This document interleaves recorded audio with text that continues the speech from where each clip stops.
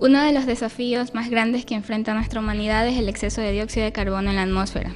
Este es el principal responsable del cambio climático y su concentración no ha dejado de aumentar en las últimas décadas. Pero ¿qué pasa si en lugar de ver el dióxido de carbono como un problema, lo viéramos como un recurso? Si pudiéramos capturar este CO2 y transformarlo en algo útil, como por ejemplo combustibles o productos químicos que sean valiosos. Vale, doncs, aviam, el water splitting al final és una reacció química que la podríem catalogar dintre de la família de les redox, és dir, que una substància s'oxida i l'altra es redueix. Això vol dir que una molècula perd electrons, que és oxidar-se, i l'altra es redueix.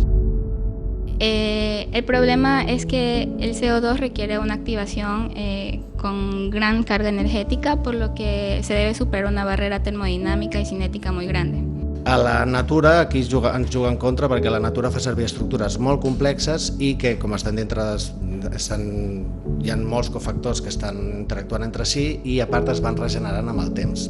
Nosaltres no podem fer això. Nosaltres quan dissenyem un catalitzador l'hem de fer de manera amb una estructura molt més simple i molt més robusta, que pugui aguantar milers de cicles abans de començar a desactivar-se. Conclusió preliminar.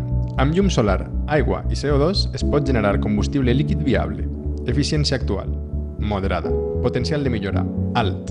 No és màgia, és química. I la química, ben guiada, pot arribar molt lluny. I per arribar-hi, només hem hagut d'aprendre a escoltar la química. Hem après que l'aigua no és només per beure, també es pot dividir i convertir-se en energia.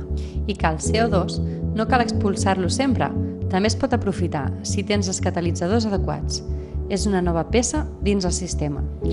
Els catalitzadors moleculars han demostrat alta reactivitat, però estabilitat limitada sota exposició contínua. El repte és que no siguin espurnes, sinó llums persistents. Encara no són perfectes, però ens han ensenyat una cosa important, que podem construir a partir del que ja tenim.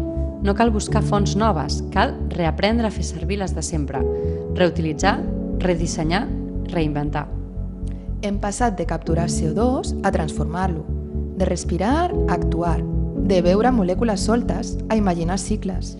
Objectiu parcial assolit. Iniciat cicle artificial del carboni. Recomanació.